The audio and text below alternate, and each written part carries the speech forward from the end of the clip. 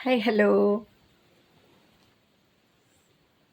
എന്നെ ഒരുപാട് ആൾക്കാർ വിളിച്ചിട്ട് നിങ്ങളെ കാര്യം പറയണം, കേൾക്കാൻ വെയിറ്റ് ചെയ്യുന്നു എന്നിങ്ങനെ പറയും. അപ്പം എനിക്കറിയാം കുറേ ആൾക്കാർ കേൾക്കാൻ വെയിറ്റ് ചെയ്യുന്നുണ്ടാവുമെന്ന്. ഇപ്പം ഞാൻ ഫ്രീ ആണ്, പക്ഷെ എനിക്ക് ചെടിക്ക് വെള്ളമൊഴിക്കലും എന്തൊക്കെയോ കാര്യങ്ങളുണ്ട്. അപ്പോൾ ഞങ്ങളൊരു കല്യാണം ഉണ്ടായിരുന്നു ഒരു ബന്ധുവിൻ്റെ. അപ്പോൾ ഞാൻ ഏശാന്തിനെയും ബീശാന്തിനെയും ഒക്കെ അവിടെ ഉണ്ടായിരുന്നു. ഞാൻ പോയി എന്ന് പറഞ്ഞപ്പോൾ എല്ലാവരും സ്കിപ്പ് ചെയ്തു എന്ന് പറഞ്ഞു. അപ്പോൾ ഏശാന്തിക്കൊക്കെ നല്ല പിന്നെ എന്താ ഇനി പറയാ, അതായത് നമ്മളിപ്പം ഉപദ്രവിച്ച ആൾക്കാർ ഉപദ്രവിച്ചത് തന്നെയല്ലേ. അത് ശാന്തക്കുട്ടനായാലും പഴഞ്ചക്ക ആയാലും വേറെ വല്ല തമിഴേഴ്സ് ആയാലും അത് നമുക്ക് ഉപദ്രവിച്ചത് തന്നെയാണ്.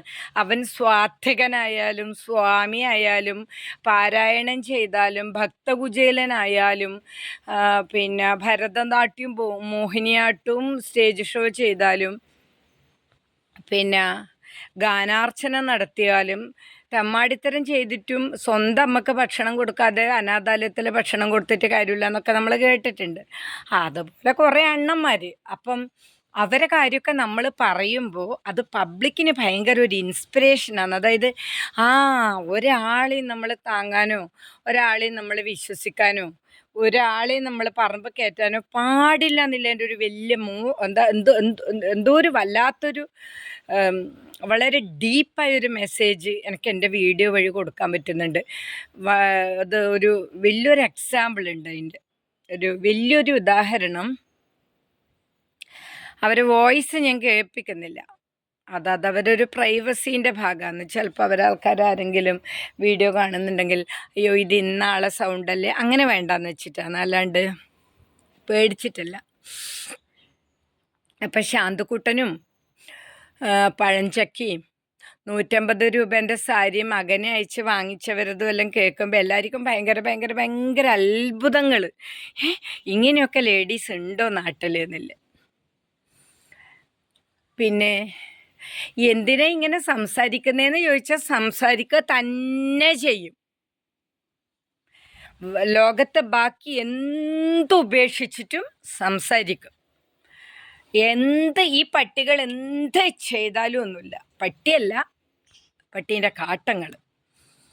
അപ്പോൾ ഈ ശാന്തിൻ്റെയും ഈ വിറ്റ ആളെയൊക്കെ മെസ്സേജ് കണ്ടിട്ട് ഒരുപാട് ലേഡീസും ജെൻസും ഒക്കെ ഷോക്കായിട്ടുണ്ട്. അതിലൊരു ലേഡി പറഞ്ഞ കാര്യം പറയാനാണ് ഞാൻ ഇന്നിപ്പോൾ വീഡിയോയിൽ വന്നത്. ഞാൻ ഒരു ദിവസം 5 വീഡിയോ പറ്റുമെങ്കിലും ഇടും. നിങ്ങൾ എന്ത് ചെയ്യുന്നു? എന്തുപേക്ഷിച്ചിട്ടും ഇടും. സംസാരിക്കാൻ കഴിവുണ്ടെങ്കിൽ ഇടും. ഞാൻ ഈ പല്ലിൻ്റെ ട്രീറ്റ്മെൻറ്റിലായിട്ടും ഞാൻ വീഡിയോ മുടക്കിയിട്ടില്ല. അതായത് കുറച്ച് സിറ്റിംഗ് ഉള്ളൊരു ട്രീറ്റ്മെൻറ്റാണ്. അപ്പം അത്രയും ഉണ്ടായിട്ടും നമുക്ക് അത്രയും ഓപ്പണപ്പ് ആവാൻ പറ്റുന്നില്ല. എന്നിട്ടും ഞാൻ വായ കൊണ്ട് മറ്റു വേറെ എവിടെയും കുഴപ്പമൊന്നുമില്ല. അതുമൊന്നുമില്ല, ഒരു ഹൈടെക് ട്രീറ്റ്മെൻറ്റ് ചെയ്യുന്നതേ ഉള്ളൂ, വേറെ കുഴപ്പമൊന്നുമില്ല. അപ്പം നമ്മൾ ഇപ്പോൾ സ്മൈലിങ് അല്ലെങ്കിൽ ഒരുപാട് മെത്തേഡ് ഉണ്ട്. സൗന്ദര്യത്തിൻ്റെ ഭാഗമായിട്ട് എന്തെങ്കിലുമൊക്കെ ചെയ്യണം അല്ലേ, വെറുതെ ഇരുന്നൂടല്ലോ. അപ്പം ഇനി ആ ലേഡി എന്നെ വിളിച്ച ഒരു സംഭവത്തിലേക്ക് പറയാം. അവർ ലവ് മാരേജ് ആയിരുന്നു. അവർക്ക് 3 കുട്ടികളുണ്ട്. 2 ആൺകുട്ടി 1 പെൺകുട്ടി.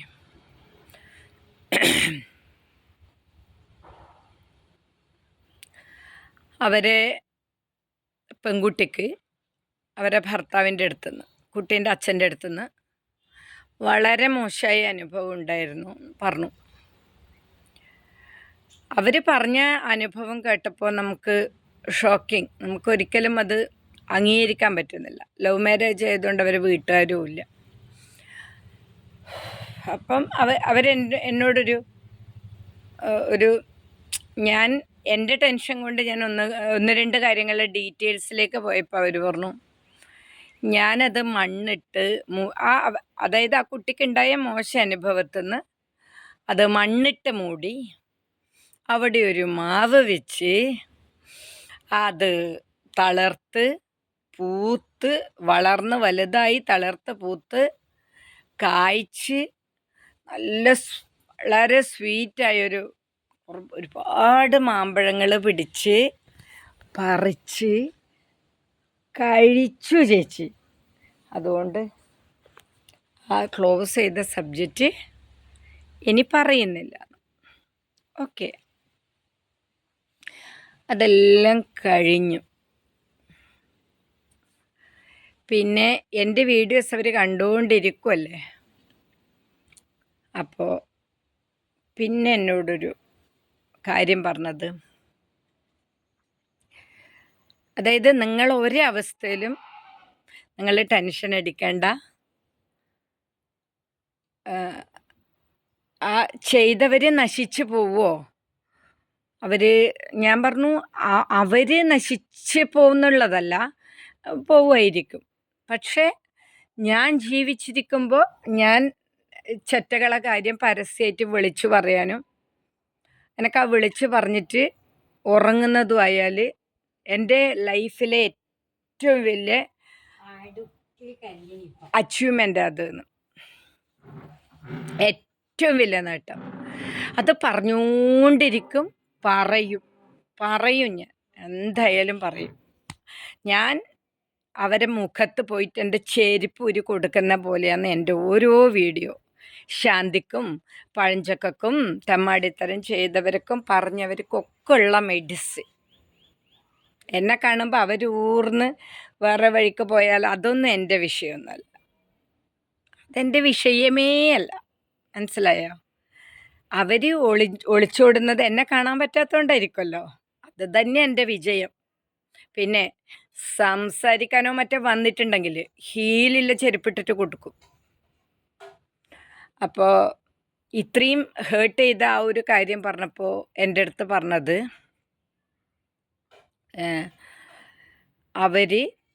അവരൊരു സുഹൃത്തിൻ്റെ ഡെലിവറി ആയിട്ട് പിന്നെ ഒരു ഫ്രണ്ട് പ്രസവിച്ചു.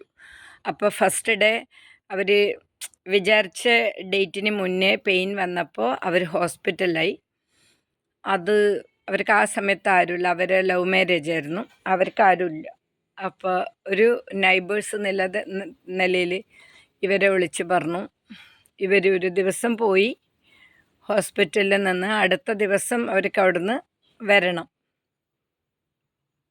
അപ്പോൾ ആ പോയെടുത്തുനിന്ന് ആ ലേഡി ഇവർ മതി എന്നില്ല ഒരു ഇത്. ഇവർ പൈസക്കൊന്നും പോയതല്ല, സഹായത്തിന് പോയതാണ്.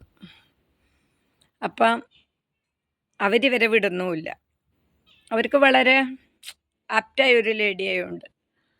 പിന്നെ ഇവർക്ക് അവിടുന്ന് മാറണമെങ്കിൽ ഇവരെ മനസാക്ഷി വെച്ചിട്ട് ഇവർക്കൊരു ആവശ്യമുണ്ട്. എന്ത്? അവർക്കൊരാളെ ആക്കി കൊടുക്കാൻ. ഇപ്പോൾ ഒരു പെർ ഡേ 1000 രൂപയൊക്കെ പറയുന്നു. അപ്പോൾ അവർക്ക് ആ പൈസയും കൊടുക്കാനില്ല. ഇവർ കയ്യിൽ നിന്ന് എടുത്ത് കൊടുത്തിട്ട് 2 ദിവസത്തേക്ക് ആക്കാൻ വെച്ചാൽ ഇവരെ കയ്യിലും പൈസയില്ല. ഇവർക്ക് അവരിട്ട് വരാനും തോന്നില്ല. അങ്ങനത്തെ ഒരവസ്ഥയാണ്. അങ്ങനെ എന്തോ തൽക്കാലം അവർ വേറൊരാളൊക്കെ ആക്കി അവിടുന്ന് ഇതാക്കി വന്നപ്പോൾ ഉണ്ടായൊരു വലിയൊരു സംഭവം, ഈ വീട്ടിൽ മോളുമില്ല, മോനുമില്ല, ഭർത്താവുമില്ല. അടുത്ത് തന്നെ. പക്ഷെ ഇവർ ഹോസ്പിറ്റലിൽ നിന്നല്ലേ വരുന്നത്. തൊട്ടപ്പുറത്തുള്ള ലേഡീൻ്റെ കൂടെ പോയത്. ആരുമില്ല. അപ്പോൾ മോൻ വന്നു, ചുരുക്കി പറയാണ്. അപ്പോൾ മോള് വൈകുന്നേരം വീട്ടിലേക്ക് വരുമ്പോഴേക്ക് മോൻ അവിടെ ഉണ്ടായിക്കഴിഞ്ഞാൽ ഈ സ്വന്തം അച്ഛൻ്റെ, അതായത് ഈ കുട്ടീനെ ഉണ്ടാക്കിയ സ്രഷ്ടാവിൻ്റെ ലക്ഷ്യം നടക്കൂല. മനസ്സിലായോ? അതുകൊണ്ട് ഈ മോൻ്റെ വീക്ക് പോയിന്റിൽ പിടിച്ചവർ. ഈ മോൻ്റെ വീക്ക് പോയിൻ്റ് എന്താണെന്നറിയോ? പിടിച്ചത് അച്ഛനാണ്. പിന്നെ മോൻ്റെ ഏറ്റവും വലിയ വീക്ക് പോയിൻ്റ് അവന് വണ്ടി ക്രേസാണ്. വലിയൊരു പൈസ മോൻ്റെ കയ്യിൽ കൊടുത്തിട്ട് പറഞ്ഞു പോലും ഇങ്ങനെ ഇന്നടുത്തൊരു വണ്ടി ഞാൻ കണ്ടുവച്ചിട്ടുണ്ട്. സെക്കൻഡ് ഹാൻഡോ ഫസ്റ്റോ അന്ന് എനിക്കറിയില്ല, സെക്കൻഡ് ഹാൻഡാണ്. വണ്ടി ഞാൻ കണ്ടുവച്ചിട്ടുണ്ട്, നീ പോയി വാങ്ങിയിട്ട് വന്നു. ഇത് കേൾക്കലും കേൾക്കാത്തതും വിശ്വസിക്കാൻ പറ്റുന്നില്ല. ഇത്രയും വലിയ പൈസ ഇയാൾ, സ്വന്തം അച്ഛനാണെങ്കിൽ അവർക്ക് ഒരു കൺസെപ്റ്റ് ഉണ്ട് അയാളെക്കുറിച്ച്. അങ്ങനെ തരുമോ? അങ്ങനെ തരുമോ പൈസ എന്നുള്ള ആ ഒരു മാനസികാവസ്ഥ? ഇത് റോഡാണ്. അപ്പം ആരെങ്കിലും വരുമ്പം ഭയങ്കര ഇതാണ് സംസാരിക്കാൻ. അപ്പം അങ്ങനെ പൈസ തരുന്നില്ലത് വിശ്വസിക്കാനേ പറ്റുന്നില്ല. അങ്ങനെ പിന്നെ എന്തായി എന്ന് പറഞ്ഞാൽ ഈ പൈസയും വാങ്ങിയിട്ട് പാവം പയ്യൻ നേരെ വണ്ടി വാങ്ങാൻ പോയി. വണ്ടി വാങ്ങാൻ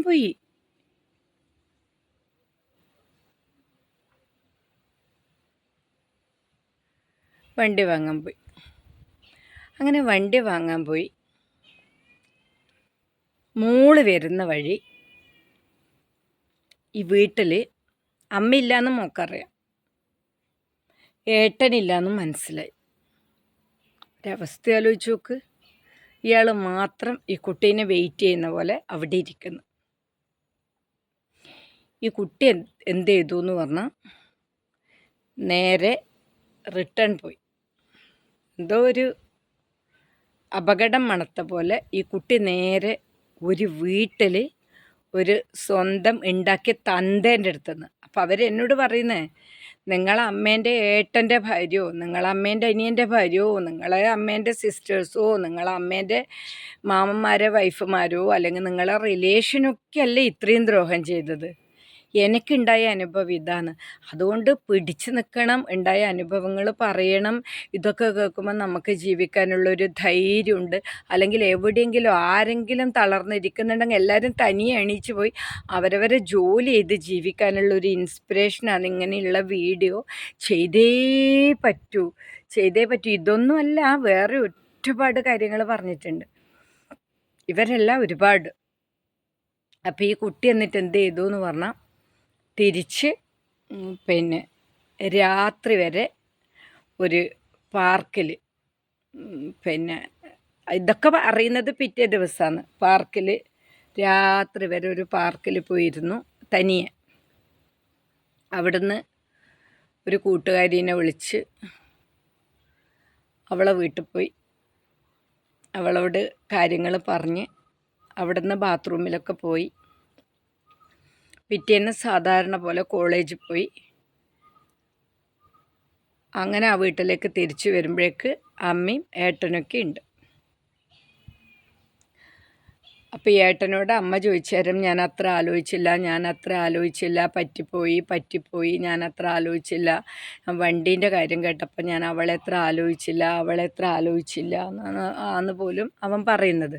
അപ്പം അതാണെങ്കിൽ ഉപയോഗിക്കാൻ പറ്റാത്തൊരു സെക്കൻഡ് ഹാൻഡ് വണ്ടിയാണ്. അപ്പം ഈ അമ്മ കയ്യിൽ നിന്ന് പൈസ എടുത്തിട്ട് നേരെയാക്കി കൊടുക്കണം. പക്ഷേ ഈ മോളെ ഒറ്റക്കാക്കി അയാൾ ഈ നമ്മൾ പിന്നെ കുട്ടികൾ ശല്യമാകുമ്പോൾ മുട്ടായി വാങ്ങാൻ പറഞ്ഞേക്കുന്ന പോലെയാണ് പിന്നെ ഡാഷ് മോൻ ചെയ്തത്.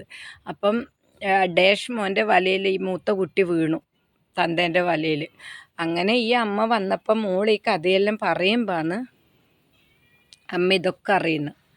വീട്ടിലേക്ക് വരാൻ പറ്റിയില്ല എന്നും, ഞാനിങ്ങനെ പാർക്കിലിരുന്നു എന്നും, എനിക്ക് യൂറിൻ പാസ് ചെയ്യണം, എനിക്ക് വിശപ്പ്, അങ്ങനെ ഒരു എക്സെട്ര.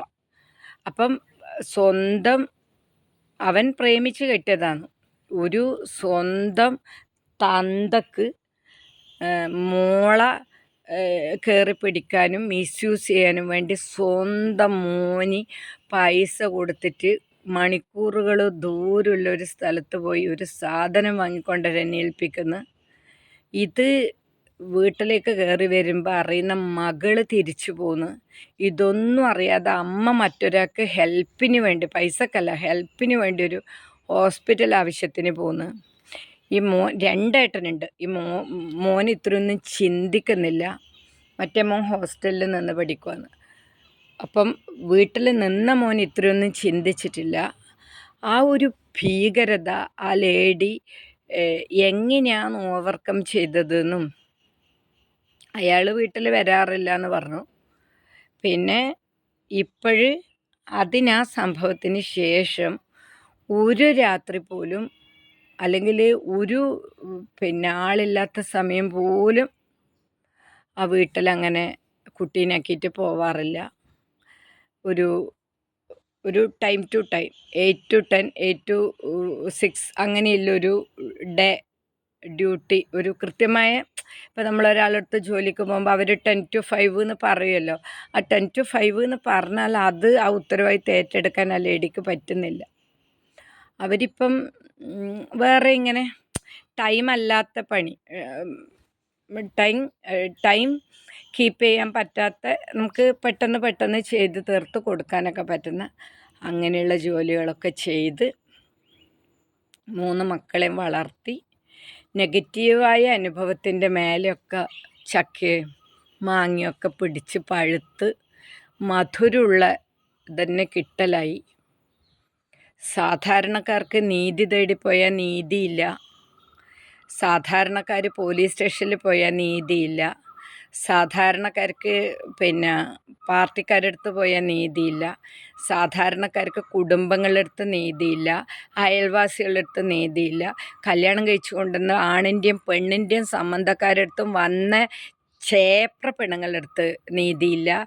ഈ നമ്മളോട് ഇത്രയും നീചത്തരം കാണിക്കുന്ന ആണായാലും പെണ്ണായാലും അതൊക്കെ ഭർത്താവിനെ വെച്ചിട്ട് നാട്ടിലുള്ള മുഴുവൻ പെണ്ണുങ്ങളെ പിടിച്ച് ഈ ശാന്തി ശാന്തി എന്നെല്ലാം പറഞ്ഞ ശാന്തിന്ന് പേര് പോരല്ലോ. ഈ ശാന്തി എന്നെല്ലാം പേരിട്ടവൻ ആദ്യം ചവിട്ടണം. കൊള്ളാത്ത തേർഡ് റേറ്റ് കിളവി തൂറിയ പെണ്ണായതുകൊണ്ടാണ് ആ തന്തിയില്ലാത്ത ഇതുപോലെ തന്തിയില്ലാത്ത സമയത്ത് ഉണ്ടാക്കിയ ഫ്രോഡ് കിളവി അവളുണ്ടാക്കിയ ശാന്തി കവാടം ഓപ്പണായിട്ട് തുറക്കുന്ന ശാന്തി കവാടം നാട്ടിലുള്ള എല്ലാവർക്കും ഭർത്താവിനെ മയക്കി കടത്തിയിട്ട് ശാന്തി കവാടം തുറന്നു കൊടുത്തവളാണ് ഈ മറ്റുള്ള ലേഡീസിനെ, പെൺകുട്ടികളെ വിൽക്കാനും സെക്സ് റാക്കറ്റിന് വിൽക്കാനും പോക്സോ കേസിലൊക്കെ പ്രതിയാണ് ആ ചറ്റ. അവളിപ്പോൾ വലിയ ശാന്തി കവാടമായിട്ട് നടക്കുന്നുണ്ട്, എല്ലാം കാണിച്ചുകൊണ്ട്.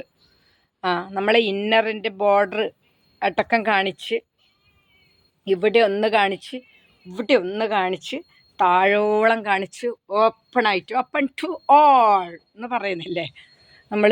ചില ഓണാഘോഷത്തിനൊക്കെ ചിലപ്പോൾ നമുക്കുള്ള പരിപാടി ഉണ്ടാവും, musical chair open to all, ആർക്കും കയറിയോടാ.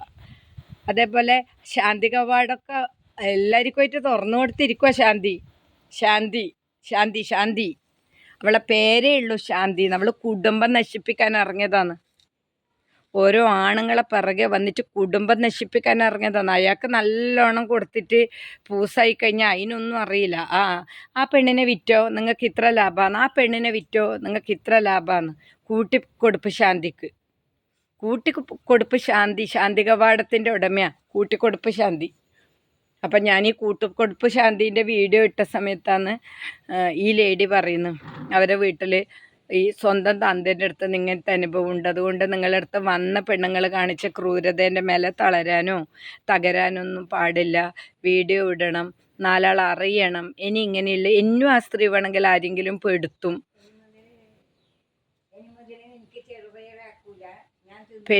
അങ്ങനെ ഭയങ്കരമായ ക്രൂരത കാണിക്കുന്ന ആൾക്കാരുണ്ട്. അതുകൊണ്ട് ഡോണ്ട് വറി എന്ന് പറയുന്ന എന്നോട് എല്ലാവരും. അതുകൊണ്ട് എല്ലാവരോടും അതേ പറയാനുള്ളൂ, എന്ത് ക്രൂരത കാണിക്കുന്നവരോടായാലും ഡോണ്ട് വറി. പകരത്തിന് പകരം അപ്പം മുറിയുമ്പോൾ മരുന്ന് വെക്കണം, പതറാൻ പാടില്ല.